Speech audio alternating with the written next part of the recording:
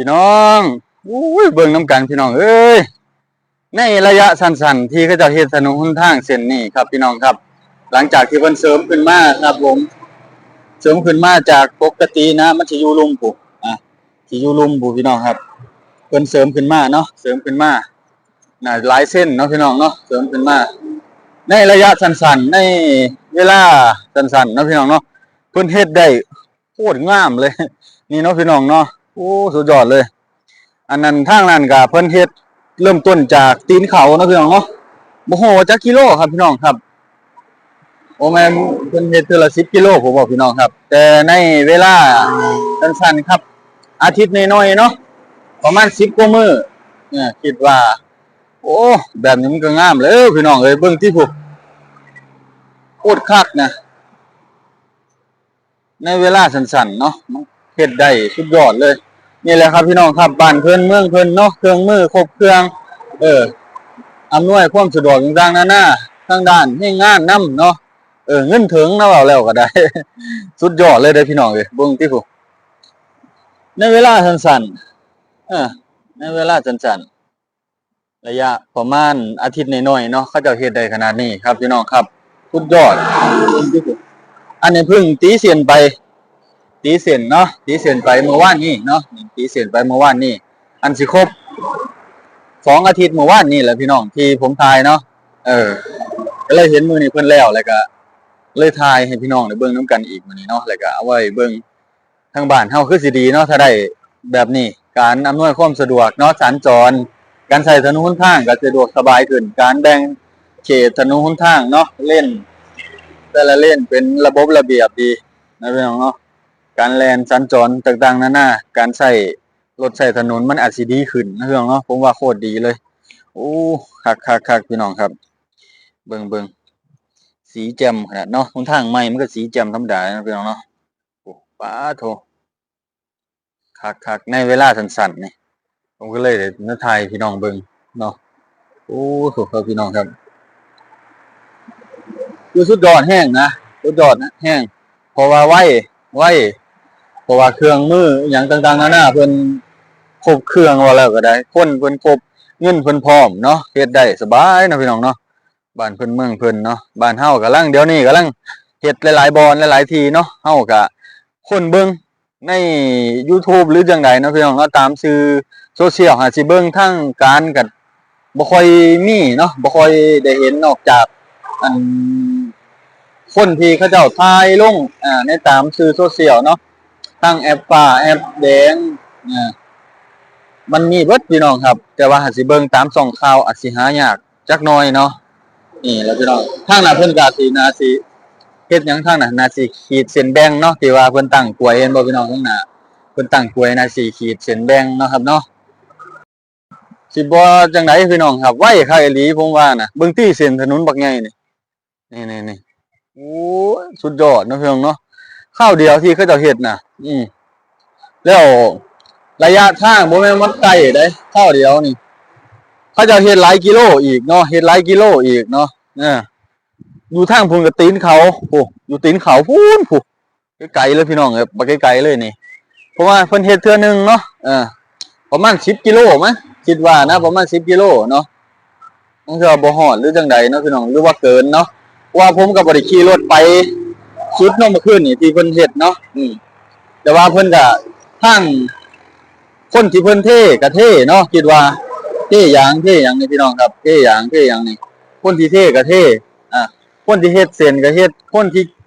อีหยังก็โอ้เพิ่นแบ่งแผนกกันเฮ็ดอย่างดีเนาะพี่น้องเนาะนี่แหละครับผม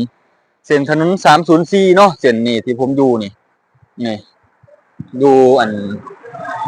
ศูนย์วิจัยสแกลาดเนาะพี่น้องเนาะคือว่าเขาเจ้าเฮ็ดคักเฮ็ดไวขนาดได้พี่น้องเอ้ยไวดีเนาะชาวบ้านเฮางบพร้อมอันเครื่องมือพร้อมเนาะมันก็อาจสิเร็วแนวนี้นะพี่น้องเนาะคิดว่าอาจสิเร็วแนวนี้เพราะว่ามันก็บ่แม่นเรื่องง่ายเด้เฮ็ดถนนหนทางเนาะใส่งบประมาณแล้วก็เครื่องมือต้องครบต้องอันอย่างดีพี่น้องครับนี่แหละทางใหม่เขาเจ้าเนาะพี่น้องเนาะบ่แม่นทางใหม่ทางเก่าแต่เขาเจ้ามาเพิ่มเนาะพี่น้องเนาะหรือว่ามา ต่ออายุการใช้งานเนาะแล้วก็เฮ็ดให้ความเนียนของถนนนี่ดีขนาดครับพี่น้องครับอืมเบิ่งแล้วจบเบิ่งแล้วงามเบิ่งแล้วสวยงามเบิ่งแล้วสะอาดงามตาการสัญจรคนมาเล่นมาเที่ยวมาเห็นแล้วก็ตื่นมกตื่นใจเนาะพี่น้องเนาะตื่นเต้นกับถนนหนทางที่สวยสดงดงามเนาะแล้วก็การสัญจรสะดวกสบายบ่มีหลุมมีบ่แม่นบ่ไปสะดวกสบายโอเคแนวนี้เนาะพี่น้องเนาะยังว่ามันสิไปได้สบายแล้วมันก็สะดวกเข้าแหละคนสิไปเที่ยวเนาะแม่นบ่พี่น้องครับผู้ใดก็อยากสัญจรแบบสะดวกสบายเนาะแบบไปแล้วมีแห้งใจบ่เสี่ยงกับหลุมกับบ่เสี่ยงกับอันตรายเพราะว่าถ้ามีหลุมมีบ่เนาะหรือเรื่องต่างๆนั้นน่ะหรือว่ามีถนนขรุขระหน่อยนึงเนาะแต่ว่าเฮาแล่นรถเร็วหรือสัญจรมันก็เสี่ยงสิเกิดอุบัติเหตุเกิดง่ายๆเนาะพี่น้องเนาะนี่แหละครับพี่น้องครับเส้นนี้บ่แม่นว่าผมเว้าดอกเพิ่นเฮ็ดเร็วแล้วก็อันละเอียดดีขนาดเนาะและงบประมาณเขาเจ้าฮอดงบประมาณเขาเจ้าถึงมันเฮ็ดได้สะดวกสบายเนาะพี่น้องเนาะผมว่านะอันบ่ฮู้ว่าบ้านเฮาเดี๋ยวนี้นะเพิ่นสิเจาะเส้นใดแน่แต่ว่าฮู้ว่ามันมีหลายเส้นเนาะเดี๋ยวนี้นะมีหลายเส้นขนาดในลาวก็ได้พากันเฮ็ดเนาะพี่น้องเนาะแต่ว่าเส้นแถวบ้านเมียวบางกองเนาะอยู่แถวเมืองมหาชัยบัวลพาบ่แล้วก็อีหยังแน่หลายบอนอยู่พี่น้องครับที่เขาเจ้ากำลังเฮ็ดแล้วก็แก้ไขกันในขณะนี้ครับพี่น้องครับคือว่านี่ครับหนทางบ้านเพิ่นนี่คือว่านี่เขาเจ้าอันเสริมนี่สูงเติบได้พี่น้องครับสูงเติบจากระยะอันตัวเก่าเนาะประมาณ10เซนบ่เลยพี่น้องครับประมาณ10เซนเนาะเฮ็ดคักแบบนี้ก็การใช้ถนนหนทางมันต่ออายุได้ยาวไกลแล้วพี่น้องครับเพื่อสิได้เฮ็ดใหม่เพื่อสิได้แก้ไขใหม่อีกเนาะตอนแรกที่ผมถ่ายในมื้อนั้นเนาะคือเขาเจ้าเผายางเนาะเผายางแล้วเนาะมื้อ2มื้อ3มาเขาเจ้าทำความสะอาดเผายางแล้วเนาะเขาเจ้าก็ตั้งกลวยแบ่งหนทางให้รถสัญจรเที่ยวอีกเลนนึงเนาะอีกข้างนึงเนาะพี่น้องเนาะแล้วก็ในมื้อต่อมาเขาเจ้าก็เอายางเนาะยางบ่ยางเท่แล้วก็มันสิมีเครื่องเผาต่างๆนานาเนาะในรถเนี่ยเครื่องที่เขาเจ้าผมได้ถ่ายลงในมือนั่นเนาะที่เห็นน่ะก็ตื่นเพราะว่าตัวเองก็บ่เคยเห็นในบ้านตัวเองเนาะคิดว่าถ้าว่ามีในบ้านเฮาก็คงสิดีเนาะการแก้ไขถนนหนทางแล้วก็แบบนี้เนาะลักษณะแบบนี้มันอาจสิเร็วรวดเร็วแล้วก็การสัญจรต่างๆนานามันอาจสิบ่ค่อยติดขัดเนาะเพราะว่ามันมีความรวดเร็วเนาะการที่ทำถนนหนทางแม่นบ่พี่น้องเพราะว่าได้เครื่องอันที่เขาเจ้าเฮ็ดนะรถที่เขาเจ้าเฮ็ดนะเขายางเนี่ยเขายางปอกยางเก่านะเพราะบ้านเฮามันมีหลายๆอย่างพวกหินพวกอย่างหยังต่างๆหน้านี่ก็หลายนะบ่จำเป็นต้องไปซื้ออยู่ไสก็ได้เนาะเพราะว่าหิน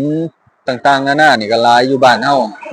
ที่ว่าเขาเจ้ามาเฮ็ดนี่ถ้ายางมักต้อยก็สิต้องได้ซื้อเนาะพี่น้องเนาะยางมักต้อยได้ซื้อเนาะบ้านเฮาเพราะว่ายางมักต้อยนี่เป็นยางอีหยังผมก็บ่จักเป็นขี่ยางขี่หยังบ่บ่ฮู้ได้ยางมักต้อยนี่ว่าเขาเจ้าเอามาแต่ไสนี่มันมาจากไสเนาะยางมักต้อยพี่น้องครับบอกผมหน่อยเด้อเพราะว่าตัวเองก็บ่ฮู้คือกันเนาะ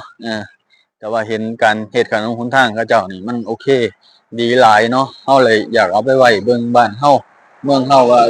ถ้าว่าได้แนวนี้คงสิดีเนาะพี่น้องเนาะการอันนี้เขตแบ่งอันที่ว่าเขาเจ้าภาครถหรือบ่ภาครถก็บ่ฮู้เนาะพี่น้องเนาะการที่เขาเจ้าแบ่งมาอันนี้มันก็บักหลายๆเนาะพี่น้องเกือบ2เมตรพุ่นว่านี่2เมตรกว่าพุ่นว่านี่จากเส้นขาวมาพี่นะโอ้คักๆพี่น้องคักหลายเนาะอยากได้เมื่อบ้านตัวเองนะฮะอยากใส่อยู่เส้นทางบ้านตัวเองเนาะโอ้ยเที่ยวไปเที่ยวมาคงสิสะดวกสบายอยากได้อีหลีพี่น้องครับแต่ว่าในอนาคตอาจสิมีเนาะแต่ว่าบ้านเมืองเฮาเดี๋ยวนี้กำลังเบิ่งเนาะพี่น้องเนาะเบิ่งนำกันงบประมาณต่างๆนานาเขาเจ้าก็พากันแก้ไขช่วยกันเฮาก็เห็นในตามสื่อโซเชียลที่คนเขาถ่ายว่าคือออกมาจากข่าวแบบทาง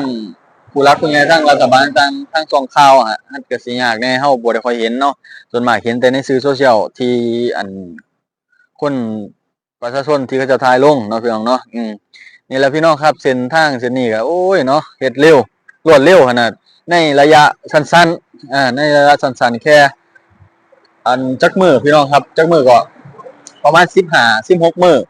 16มื้อนี้แหละ16มื้อนี้แหละก็ว่าโอเคคักเนาะที่เขาเจ้าเฮ็ดนี่สุดยอดหลาย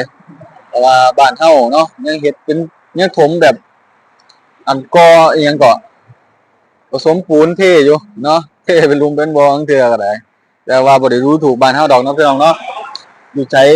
จังใดก็เพิ่นก็ต้องได้แก้ไขคือเก่าแหละเนาะเพิ่นก็อยากบ่มีไผบ่อยากให้ประเทศตัวเองจะบ่เจริญดอกเนาะคิดว่าเอาพี่น้องครับเบิ่งนํกันเนาะพี่น้องเนาะแล้วก็ผู้ใดมีความคิดเห็นจังไดเนาะพี่น้องเนาะคอมเมนต์เข้ามาให้กำลังใจบ่าวกองหน่อยเด้อครับพี่น้องครับในทุกมื้อนี้ก็โอ้เบิ่งตามสถานการณ์เศรษฐกิจบ้านเมืองทุกมื้อนี้ก็เหมือนว่าบ่ค่อยปานใดนะพี่น้องเนาะเอาโอเคครับพี่น้องครับ